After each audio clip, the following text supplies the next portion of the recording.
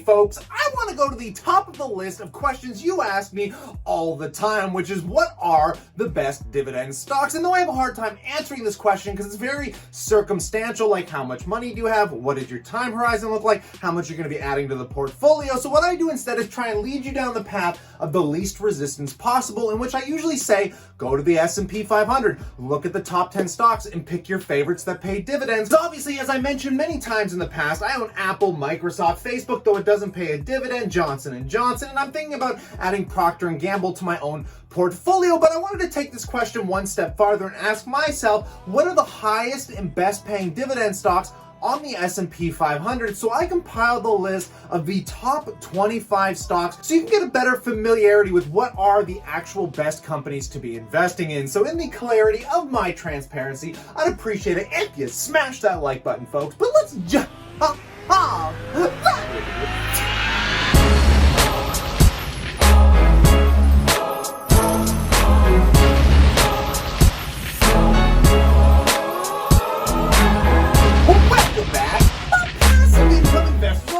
to the top 25 highest yielding dividend stocks on the S&P 500 here, folks. But we kind of narrowed the list down to the top 100 weighted companies because I don't want the lower weighting companies on that S&P 500 because the higher they are to the top of the list, simply the safer they are, folks. So in the description below, I shared a link with you that goes directly to the Vanguard S&P 500 list of how they've weighted these stocks, in which I've gone through the top 100 to bring to your doorstep the dividend stocks you should be considering for your portfolio. And to kick all of this off, guys, we're going to be looking at a ton of different sectors in the market, and by far the most important sector has to be the healthcare sector, which we're going to see comes up actually the most on this list, starting it off with Johnson & Johnson, one of my favorite that already sits on the S&P top 10. This just isn't a stock I think people should consider having. They should just have exposure to it, being the largest healthcare company almost in the world, but definitely in the US, with a $391 billion market cap and a 2.72% yield. Yeah, not the most attractive yield. The yields that we're going to go through are always above 2%, and I think at the highest we're going to be looking at even 6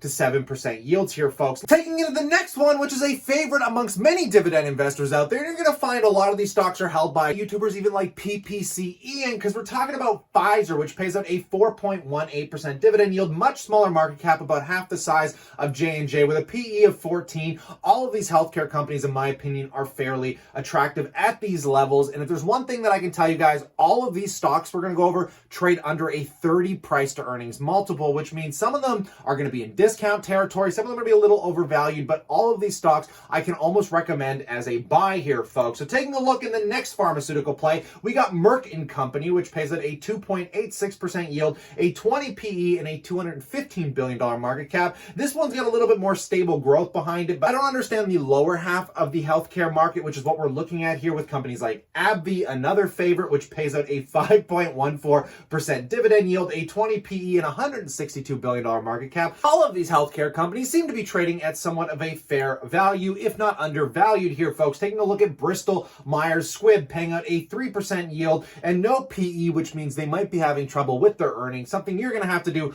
more homework on here. But let's take a look at some of the final few. We got two more left, I think, in the healthcare space, with Medtronic, which currently pays at a 2.19% dividend yield, a much higher premium. Sorry, I might have lied. This one has a 32 price to earnings multiple. I didn't do my homework, is clear, but so let's wipe that one off the list, leading us into our final biopharmaceutical company here, folks, which is Amgen, if I'm saying that right, which pays out a 2.58% dividend yield and a $145 billion market cap, also trading at somewhat of a fair value, around a 20 price to earnings multiple. So let's move into the other largest weighted index here, which we're going to be talking about the financials, which JP Morgan sits in the top 15 largest companies on the S&P 500 list, which is unbelievably incredible considering it is down 26% year to date, and it is still able to be one of the largest weighted companies with a $315 billion market cap, a PE of only 13. This one is definitely trading in the bottom basket territory in deep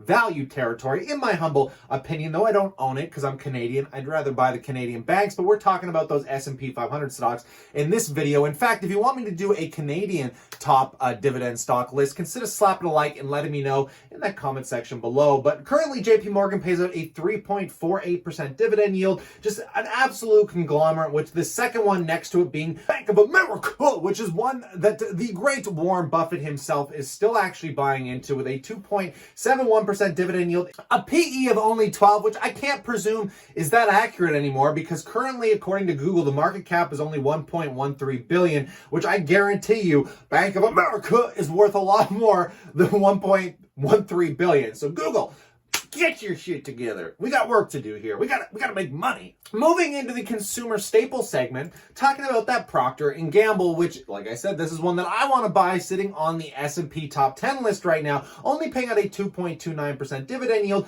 definitely trading at the higher value of the market because we can see it has a 27 PE multiple, but with a $343 billion market cap, the fact that Procter & Gamble owns Colgate, Downy, I believe, all of these products that we generally use every day of our lives. I mean, this one's going to be paying you dividends for generations to come here, folks. But let's keep moving into the home segment. This is one that I will always regret that I didn't buy because going back into March when the entire economy sold off in the midst of this pandemic, I watched Home Depot fall all the way down to what was it, like $150 a share, dropping almost 40% from the highs. And I really wanted to get this one in my portfolio because, I mean, getting exposure to real estate, especially through something like a Home Depot, you're never going to do any wrong. But even still, paying out a 2.23% dividend, a PE of only 24, this is one that's actually still at a fair value market territory and one that I wouldn't have a problem picking up here and one that still I might consider with Procter & Gamble adding to the portfolio at some point, leading us into another PPCE and favorite and another one of the more boring companies out there because nobody talks about McDonald's anymore. Who cares about McDonald's? But you probably eat there all the bloody time, currently paying out a 2.36% dividend yield. And damn,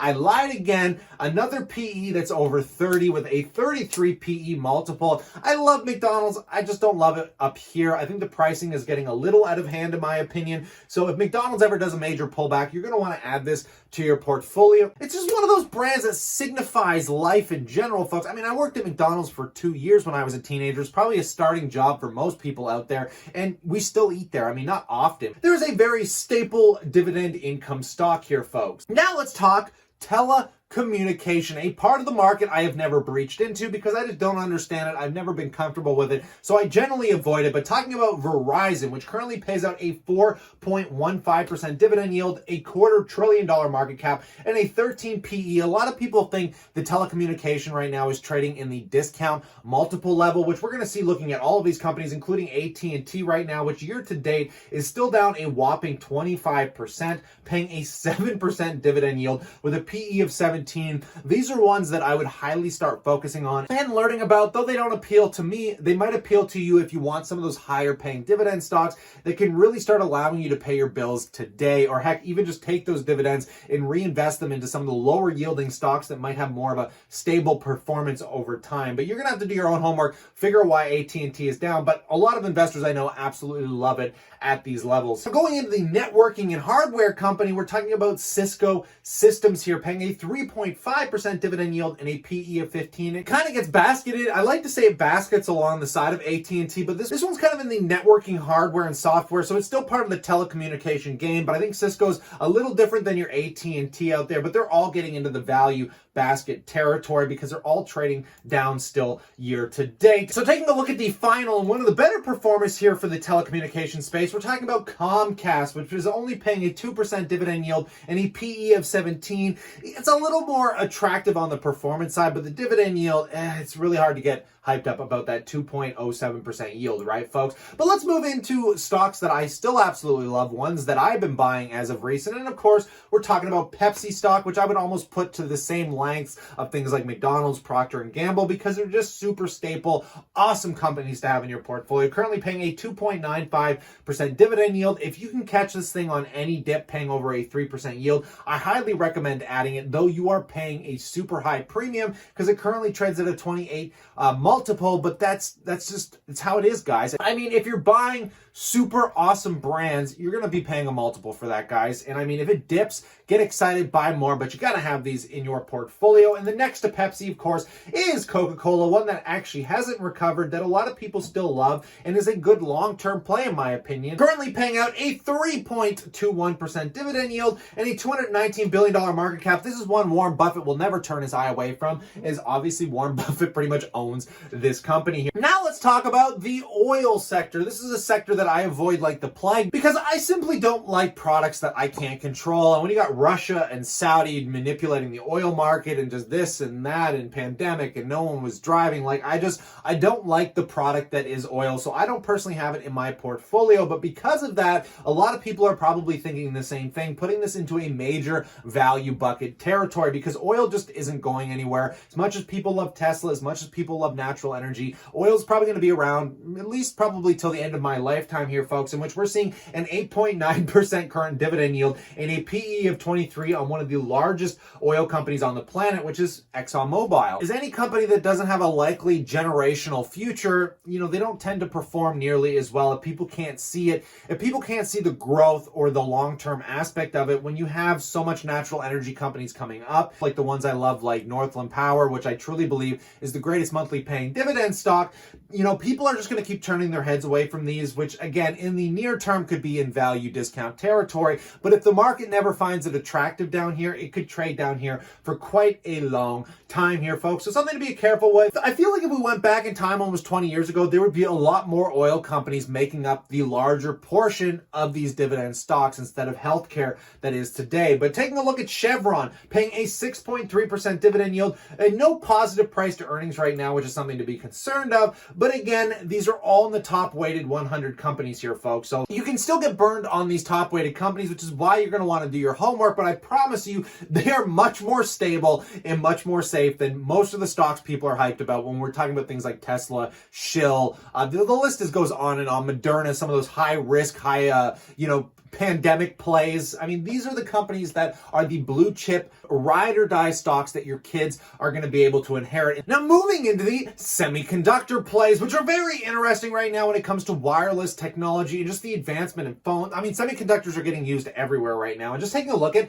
Qualcomm, which is paying a 2.24% dividend yield, a PE of 49. Oh my God, I did not do my homework here, guys. I thought all of these were under a 30 price to earnings multiple. You're definitely paying a hefty premium for this guy, which ran up massively since this pandemic has hit. Year to date, Qualcomm is trading up 30%. So this one's probably not in the value basket territory. As I can imagine, most of the semiconductor plays aren't. Taking a look at Broadcom, another semiconductor play, which currently also trades at a really high PE of 64 with a dividend yield of 3.58%. These are some of the more hype plays. Same thing with like Nvidia and any of those companies, but these ones actually pay out a really high dividend yield, which might be more attractive if you want to get into the future growth of semiconductors, broadband, wireless internet. All that stuff comes into play with these companies here, folks. Now let's move into my favorite sector, or one of my favorite sectors of the market, the sin stock market. We're talking about that tobacco products, with Philip Morris being in the top 100. I wish Altria Group made their way up here, but they're in the lower weighted S&P 500, where this one sits up there, folks, paying a 5.91% dividend yield and a PE of 16. This is a conglomerate that has been getting beaten into the ground for the last couple of years. Absolutely love these companies because I just believe drugs will be around forever. Tobacco has been in our history books as long as gold has, and there's not many products that exist out there that we can truly say, 1,000 years ago, people were writing about this and inscripting it in all these old books and on pyramid walls and stuff like that. Stuff like that will never be said about Pepsi or McDonald's, but I truly believe, addictions are addictions. They're going to be here. It's kind of like the yin and yang of life. Everybody has their outlet, whether it's Starbucks, whether it's unhealthy food, whether it's something more sexually related. I don't know. Everyone's got their own vices, right? And I truly believe Philip Morris, it's just going to be one of those companies you should have in your portfolio. I, however, chose the Altria Group and the British American Tobacco of the world, but unfortunately they do not sit in my top 25 S&P 500 dividend-paying stocks, so I'm going to have to put those aside. And Philip Morris will take their place on this list here, which leads us into our last couple of companies, one that Warren Buffett absolutely loves, which is the Union Pacific Corporation, the railway stocks. This is something on the Canadian side of the border I was thinking about adding with CN Rail,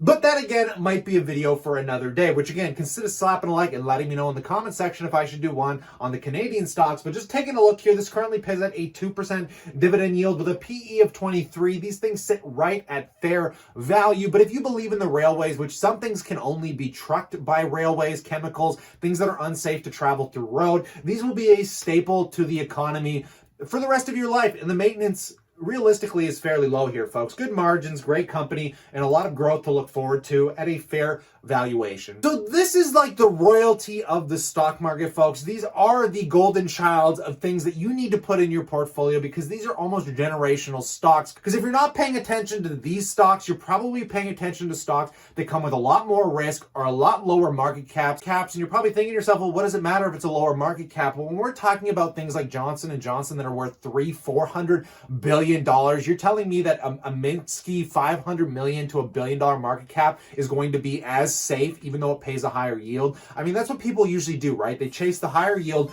at the lower market cap companies that have a lot more risk behind them, which is something that I recommend doing. I mean, do your homework and find those companies because they're a good part of your portfolio. They just shouldn't be your entire portfolio. Instead, you should focus on these ride or die companies that every good investor, every professional investor should be advising you to have. So, stay cool, stay awesome, and I look forward to chatting to you guys tomorrow.